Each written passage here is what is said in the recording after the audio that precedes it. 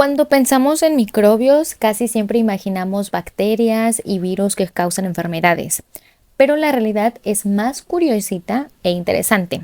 Vivimos constantemente rodeados de millones de microorganismos, tanto fuera como dentro de nuestro cuerpo, interactuando con nosotros todo el tiempo aunque no los veamos.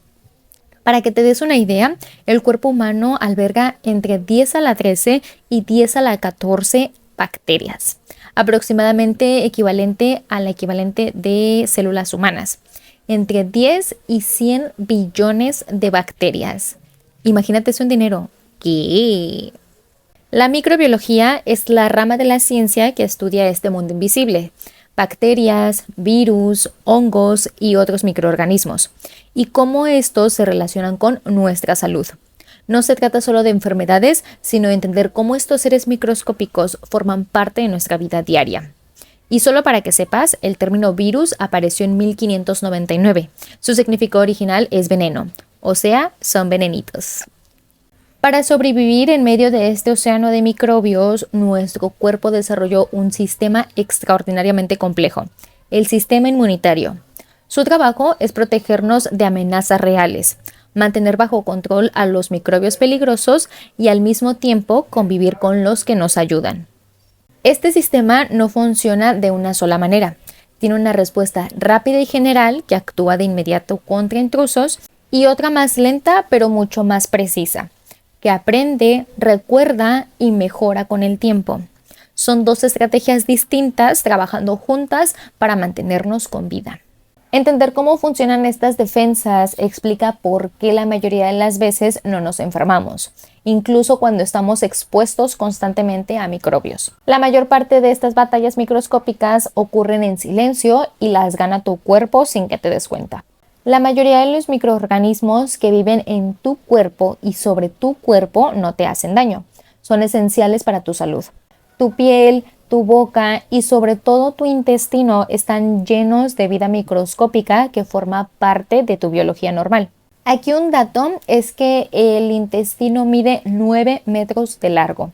Es la mayor superficie corporal expuesta al ambiente externo. Es como si tuvieras una anaconda verde enrollada como intestino. De hecho, los científicos hablan del cuerpo humano como un ecosistema, un lugar donde conviven miles de especies distintas de bacterias, virus y hongos, en equilibrio con tus propias células. A este conjunto se le llama microbiota o microbioma y participa en procesos como la digestión, la producción de vitaminas y la defensa contra patógenos.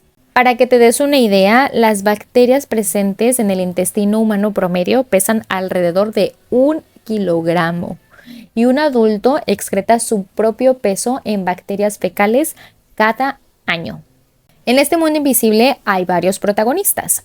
Bacterias, que son las más abundantes, virus, que necesitan infectar a otras células para reproducirse, y hongos microscópicos, que normalmente viven en pequeñas cantidades en la piel y mucosas.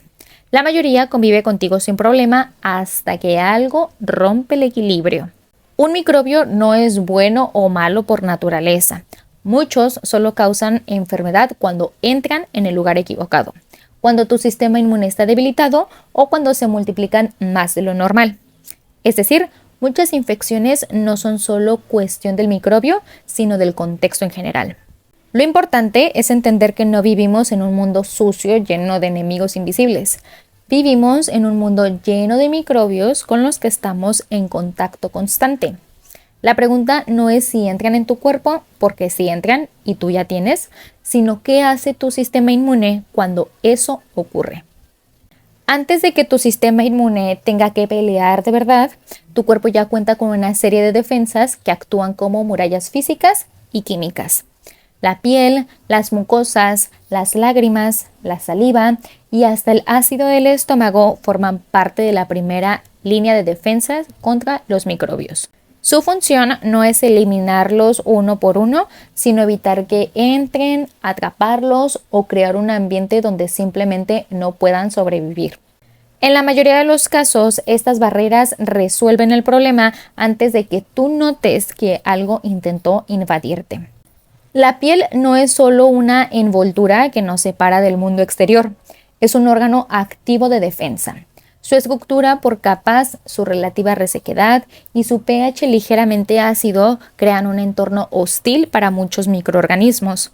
Además, en su superficie viven microbios buenos que compiten con los patógenos por espacio y recursos, dificultando que los invasores se establezcan. Por eso, cuando la piel se rompe por una herida, una quemadura o una cortada, el riesgo de infección aumenta. No porque los microbios aparezcan de la nada, sino porque se abre una puertita. Y ojito, a nivel mundial, 16 millones de personas mueren cada año por enfermedades infecciosas y muchas de estas muertes son prevenibles. Las superficies internas del cuerpo que están en contacto con el exterior, como la nariz, la boca, los pulmones y el intestino, están cubiertas por mucosas. Estas producen moco, una sustancia pegajosa que atrapa partículas y microorganismos. En el caso de las vías respiratorias, además, pequeños cilios se mueven constantemente para empujar este moco hacia afuera, como si fuera una cinta transportadora de basura microscópica. Toser, estornudar o tragar no son reflejos molestos, son parte de este sistema de limpieza que evita que los microbios entren más profundo al cuerpo. Además de barreras físicas, tu cuerpo usa cosas químicas muy simples pero muy efectivas. El ácido del estómago puede destruir muchos microorganismos antes de que entren al intestino. Las lágrimas y la saliva contienen enzimas que dañan la pared celular de algunas bacterias. Incluso el sudor contribuye a crear un entorno poco amigable para ciertos patógenos. No es un sistema inteligente que reconoce enemigos específicos, pero sí es brutalmente eficiente. Cambia las condiciones del entorno para que muchos microbios simplemente no puedan sobrevivir. Cuando estas barreras fallan, empieza lo bueno.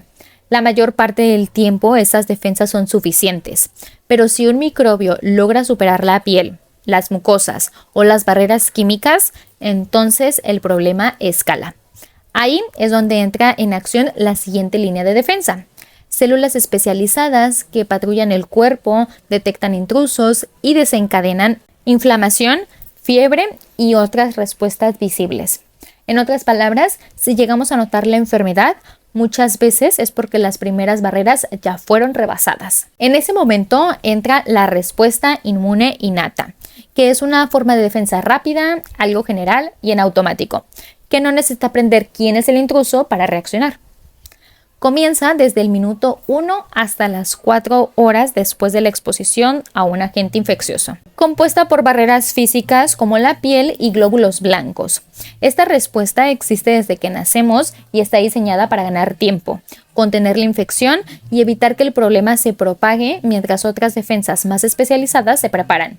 La respuesta innata depende en gran parte de células especializadas que andan patrullando tus tejidos y tu sangre. Entre las más importantes están los macrófagos, los neutrófilos y las células dendríticas. Estas células pueden reconocer señales generales de peligro, como estructuras típicas de bacterias o virus, y reaccionar sin necesidad de saber exactamente qué microbio es. Su trabajo principal es detectar intrusos, atacarlos y avisar al resto del sistema inmune de que algo anda mal. Una de las cosas más cool de estas células, especialmente los glóbulos blancos o leucocitos, es la fagocitosis, un proceso en el que literalmente rodean al microbio y lo engullen, es decir, se lo comen y lo destruyen por dentro. Literalmente, como ya dije. Algunas de nuestras células funcionan como pequeños depredadores microscópicos que se comen bacterias y restos celulares. Este mecanismo elimina directamente a muchos invasores y también ayuda a limpiar tejidos dañados y mantener el entorno interno en condiciones seguras. También existen otro tipo de células del sistema inmunitario que liberan sustancias para eliminar bacterias y otros gérmenes. Pero no solo mueren los gérmenes. Las células de los tejidos y las células del sistema inmunitario también mueren y se descomponen. Juntos, sus restos crean un líquido amarillento llamado pus. Por ejemplo, cuando una zona de la piel se infecta, las células del sistema inmunitario entran en acción. ya sea desplazándose a la zona o activándose localmente. Ciertas células liberan sustancias que ensanchan los vasos sanguíneos y aumentan su permeabilidad. Esto provoca que la zona alrededor de la infección se hinche, se caliente, se enrojezca y esté adolorida.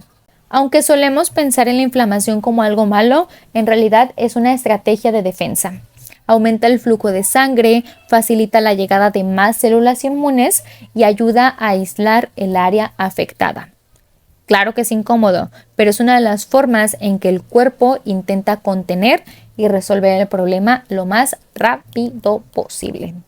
Otro efecto común de esta respuesta es la fiebre o también llamada pirexia. Esta se regula por el centro termorregulador del hipotálamo. Elevar ligeramente la temperatura corporal puede dificultar la reproducción de algunos microorganismos y al mismo tiempo acelerar ciertas reacciones del sistema inmune. No es un fallo del cuerpo ni un simple síntoma molesto. En muchos casos, la fiebre es una herramienta defensiva que forma parte de esta respuesta rápida y general frente a la infección. La temperatura corporal normal es de aproximadamente 37 grados Celsius tomada de manera rectal y la axilar de 36 grados. Suele variar 0.5 grados a lo largo del día por procesos normales del cuerpo. Y esta es una pequeña tablita de cómo categorizar la fiebre. Puede variar levemente según la fuente. La gran ventaja de la respuesta innata es su velocidad. Actúa en minutos u horas, pero también tiene límites. No distingue con precisión entre distintos tipos de microbios y no genera memoria a largo plazo. Es una defensa eficaz para contener el ataque inicial, pero muchas veces no basta para eliminar por completo el intruso. Por eso, si la amenaza persiste, el cuerpo necesita activar una segunda línea de defensa, más lenta, pero mucho más específica. Y es la respuesta inmune adaptativa o sistema inmunitario adquirido. A diferencia de la innata, esta no actúa igual contra todos los invasores, sino que reconoce características específicas de microbios y ajusta su ataque de manera más dirigida. Este proceso toma más tiempo, pero ofrece una ventaja crucial: aprender de la experiencia. Las células principales de esta respuesta son los linfocitos, sobre todo los linfocitos B y T. Ambas se producen en la médula ósea, solo que los T viajan por el torrente sanguíneo hasta el timo, que es donde maduran, y los linfocitos B maduran en la misma médula ósea. Estas células no reaccionan ante cualquier señal de peligro, sino ante estructuras muy concretas de los microbios, llamadas antígenos, que pueden ser partes del interior o del exterior de bacterias, virus, parásitos, hasta en forma de moléculas de alimentos o polen. Cada linfocito es, en cierto sentido, especialista en un tipo de objetivo. Cuando uno de ellos reconoce su antígeno específico, se activa, se multiplica y coordina una respuesta mucho más precisa contra ese invasor. Esta distinción de antígenos permite distinguir entre antígenos propios y ajenos. Una de las herramientas más conocidas de esta respuesta son los anticuerpos, proteínas producidas por los linfocitos B. Los anticuerpos se unen de forma muy específica a partes de microbio, como si fueran torpedos guiados que solo reconocen un blanco en concreto. Al hacerlo, puede neutralizar al patógeno directamente, impedir que entre a las células o marcarlo para que otras células del sistema inmune lo destruyan con mayor facilidad. Lo más impresionante de la respuesta adaptativa es que no olvida. Perdona, pero no olvida. Después de una infección, algunos linfocitos se convierten en células de memoria, capaces de sobrevivir durante años o incluso décadas. Si el mismo microbio vuelve a aparecer, estas células permiten una respuesta mucho más rápida y potente que la primera vez. Y esta memoria no depende de la exposición repetida. Es decir, la memoria inmunológica no necesita mantenerse mediante la exposición repetida a virus infecciosos. Con una sola vez, basta. Esto explica por qué muchas enfermedades solo se padecen una vez o por qué la segunda exposición suele ser más leve. Las vacunas aprovechan precisamente este principio de memoria inmunológica. Una vacuna es una cepa muerta o debilitada de un patógeno, es decir, un pedacito del bicho que causa enfermedades. Al exponerse el sistema inmune a una versión inofensiva o incompleta de un patógeno, el cuerpo puede aprender a reconocerlo sin pasar por la enfermedad real. Así se forman células de memoria que estarán listas para actuar si el microbio verdadero aparece en el futuro. No es magia, es el resultado directo de cómo funciona la respuesta adaptativa. La gran fortaleza de esta respuesta es su precisión y su capacidad de memoria, pero eso tiene un precio. Es más lenta en activarse la primera vez. Pueden pasar días desde la infección inicial hasta que la respuesta adaptativa esté funcionando a pleno rendimiento. Por eso, el sistema inmune no depende de una sola estrategia. La defensa rápida contiene el problema al inicio y la respuesta adaptativa se encarga de resolverlo con exactitud y dejar preparado al cuerpo para el futuro. Entonces, ¿por qué a veces sí nos enfermamos? El sistema inmune es extraordinariamente eficaz, pero no es perfecto ni infalible. Que tengamos múltiples capas de defensa no significa que los microbios nunca ganen. En la práctica, enfermarse suele ser el resultado de un equilibrio que se rompe. A veces el patógeno es demasiado agresivo o numeroso, otras veces nuestras defensas están temporalmente debilitadas y muchas veces es una combinación de ambos factores. La enfermedad no es un fallo del cuerpo, sino la señal de que esa batalla en particular fue más difícil de contener. No es lo mismo exponerse a unos pocos microorganismos que a gran cantidad. En muchos casos, el sistema inmune puede eliminar pequeñas cargas de patógenos sin que lleguemos a notar síntomas. Pero cuando la dosis es alta, las defensas pueden verse superadas antes de tener una respuesta eficaz. Esto explica por qué ciertas infecciones son más probables en ambientes cerrados, mal ventilados o con alta concentración de personas enfermas. No cambia solo el tipo de microbio, cambia cuántos llegan al cuerpo al mismo tiempo. El estado general del cuerpo influye profundamente en cómo responde el sistema inmune. Dormir poco, vivir bajo estrés crónico o tener una nutrición deficiente puede reducir la eficacia de las respuestas inmunes. No es que estas condiciones creen enfermedades por sí mismas, pero sí hacen que las defensas reaccionen peor o más lento, dándole a los microbios una ventaja inicial. En otras palabras, tu estilo de vida no decide si existen patógenos, pero sí puede influir en qué tan bien tu cuerpo lidia con ellas. Las defensas tampoco funcionan igual en todas las etapas de la vida ni en todas las personas. Los bebés, adultos mayores y quienes viven con ciertas enfermedades o tratamientos que afectan el sistema inmune, por ejemplo cáncer o VIH, tienen mayor riesgo de infecciones. En estos casos no es que los microbios sean distintos, sino que el equilibrio entre ataque y defensa está desfasado. Esto muestra que la enfermedad no depende solo del patógeno, sino también del estado del huésped, es decir, de la persona que enfrenta. Al final, la idea más importante es esta. No vivimos en un mundo que podamos esterilizar, ni sería deseable hacerlo. Vivimos en constante contacto con microbios y nuestro sistema inmune está diseñado no para eliminarlos todos, sino para mantener un equilibrio con ellos. La mayoría de las veces ese equilibrio se mantiene sin que lo notemos. Cuando no ocurre, lo llamamos enfermedad. Pero incluso entonces, lo que estamos viviendo o viendo es a un sistema complejo haciendo su trabajo en un entorno lleno de desafíos microscópicos. Si algo que queda claro después de todo esto es que tu cuerpo no es un espacio pasivo que los microbios simplemente invaden. Es un sistema activo, dinámico y extraordinariamente complejo que te está defendiendo todo el tiempo, incluso ahora mismo. La mayoría de las batallas casi nunca las notas porque las ganas sin que te des cuenta. Y cuando algunas se complican, lo que vemos como síntomas es en realidad parte del esfuerzo de tu cuerpo por recuperar el equilibrio. Una cosa más, vacúnate. Cuando alguien se vacuna, es probable que esté protegido contra la enfermedad en cuestión. Sin embargo, no todos pueden vacunarse, como las personas con afecciones subyacentes que debilitan su sistema inmunitario, como cáncer o VIH, o que tienen alergias a componentes de las vacunas. Cuando muchas personas de una comunidad están vacunadas, el patógeno tiene dificultades para circular porque la mayoría de las personas con las que entra en contacto son inmunes. Por lo tanto, cuanto más se vacunen, menos probable que los que no pueden protegerse con vacunas corran el riesgo de exponerse a patógenos dañinos. Esto se denomina inmunidad de grupo. Esta inmunidad de grupo no ofrece protección completa a los que no pueden vacunarse, pero sí da una protección considerable al estar rodeado de personas vacunadas.